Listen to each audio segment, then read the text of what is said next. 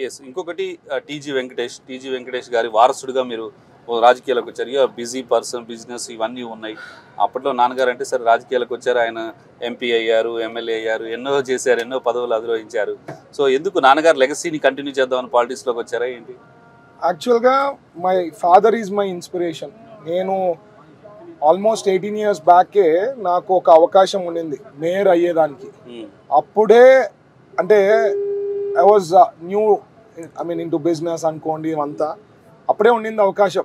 But I said it's too early, ఇంకా మనం అసలు మనము రాజకీయం ఏంది అనుకుంటుండే. But after seeing him in 2009 to 14 when he became minister, మీకు అందరికీ తెలుసు పొలిటీషియన్స్ అందరికీ ఒకసారి పీక్ ఉంటుంది, టచ్ అవుతుంటుంది లైఫ్లో.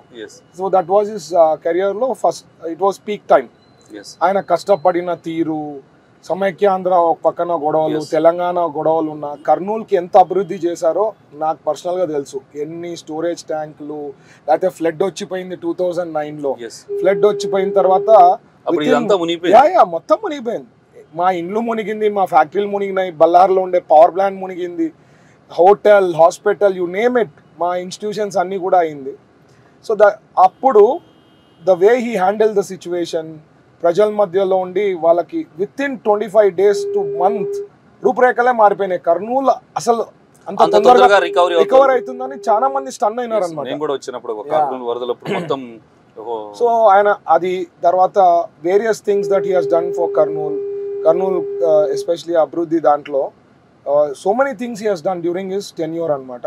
అది చూసి ఇన్స్పైర్ అయినా, అదే ఇంత కష్టపడినాం, మనం కూడా మంచి పేరు తెచ్చుకోవాలా, ఎప్పుడో ఒకసారి we should also enter. See మనం రాజకీయాల్లో లేకుండా ఉంటే మనం గ్రూప్ నుంచి అనేది ఒక శాతమే చేయగలుగుతాం.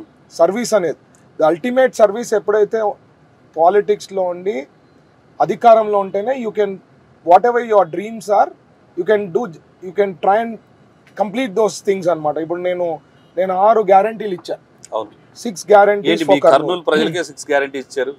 6 గ్యారంటీస్. ఒకటి స్మార్ట్ సిటీ చెప్పాను నేను. స్మార్ట్ సిటీ అంటే it is not just smart city that people keep telling కదా, ఓకే స్మార్ట్ సిటీ అని. యాక్చువల్గా రియల్ స్మార్ట్ సిటీలో there are lot of parameters ఉంటాయి. ఆ పారామీటర్స్ అంతా కూడా like how you have ISO 9000 certification తెచ్చుకోవాలంటే నువ్వు పారామీటర్స్ ఫాలో కావాలా to have that real smart city. ఆ రియల్ స్మార్ట్ సిటీలో everything will be done, like say from drainage system, roads, greenery development, electrification. ఇక్కడ ఎక్కువ శాతం ఇప్పుడు మీరు మీరు నన్ను కలిసే ముందు I was coming out from అలీషాబాద్.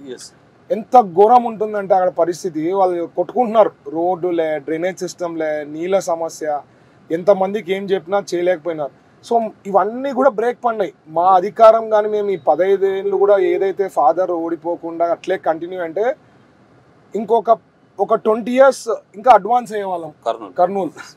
But unfortunately things ఇక్కడ కులాలు మతాలు తేవడం, మా మీద ఎవరు వ్యతిరేకం చెప్పేది ఏమి ఉండదు. నువ్వు తిన్నావు ఈ పర్సంటేజు అక్కడ, లేకపోతే కబ్జా చేసినావు, లేకపోతే ఎవరికో ద్రోహం చేసినావు, ఏమి ఉండదు. ఓన్లీ కులాలు మతాలు తెస్తారు. ఇండియాలో జరిగినవన్నీ కూడా చెయ్యరు కదా మీరు. కబ్జాలు మీకే డబ్బు ఉన్నది, బాగా మీకే బిజినెస్ ఉన్నాయి, మీకే ఎగ్జాక్ట్లీ అవి చెయ్యము, డబ్బు ఉన్నది, కానీ మిమ్మల్ని ఏదో ఒక డిస్టర్బ్ చేయాలనేది ఆ ఇష్యూతో అంటే కులాలు మతాలు. ఇంకా అందుకని ఏది లేదు కాబట్టి కులాలు మతాలు తెస్తారు. అందులో ఇక్కడ ముస్లిం పాపులేషన్ కొద్దిగా ఎక్కువ. సో ఎక్కడో ఇండియాలో జరిగిండే సంఘటనలు అన్ని తెచ్చి మాకు రుద్దేకి చూస్తారు. అదేదో నేను ప్రైమ్ మినిస్టర్ ఉన్నట్టు, నేను ఓడగొడితే ఆడ ప్రైమ్ మినిస్టర్ ఓడిపోయినట్లు, లేకపోతే నన్ను గెలిపిస్తే ప్రైమ్ మినిస్టర్ గెలుస్తాడు. చాలా సార్లు వాట్ వే ఐఎమ్ కనెక్టెడ్. నేను అదే చెప్తుంటా ప్రజలందరికీ, నేను కర్నూలు వాసిని, కర్నూలుని ఫస్ట్ చూడండి, కర్నూలుని ఎట్లా అభివృద్ధి చేస్తానో అది నేను చెప్తున్నా, అది ఆలోచన చేయండి.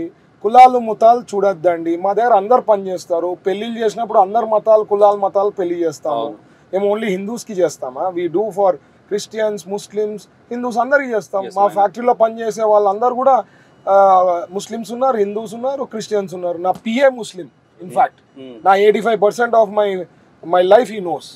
నా CFO ముస్లిం ఉన్నాడు, చీఫ్ ఆడిటర్ క్రిస్టియన్ ఉన్నాడు, హిందూస్ ఉన్నారు. So it's just that rumours లేపి ఏదేదో అంటగట్టేకి చూస్తారు. సో ఫ్యాక్టరీస్ తెస్తాను, ఉద్యోగాలు పుట్టించేదానికి ఒక ప్లాట్ఫామ్ క్రియేట్ చేయగలుగుతారు. ఫ్యాక్టరీస్ ఎందుకు అంటే నాకు ఉండే నెట్వర్క్, ఐఎమ్ ఎన్ ఇండస్ట్రియలిస్ట్.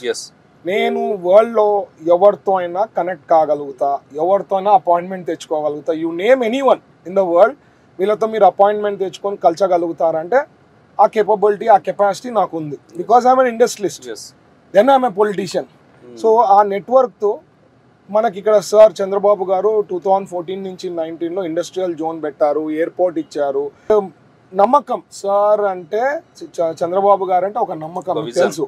అంటే visionary leader and at the same time industrialist కానీ బిజినెస్ హౌసెస్ కానీ they always think you know sir చెప్పినారు అంటే గ్యారంటీ అవుతాయి, వాళ్ళకు ఒక ఫ్రెండ్లీ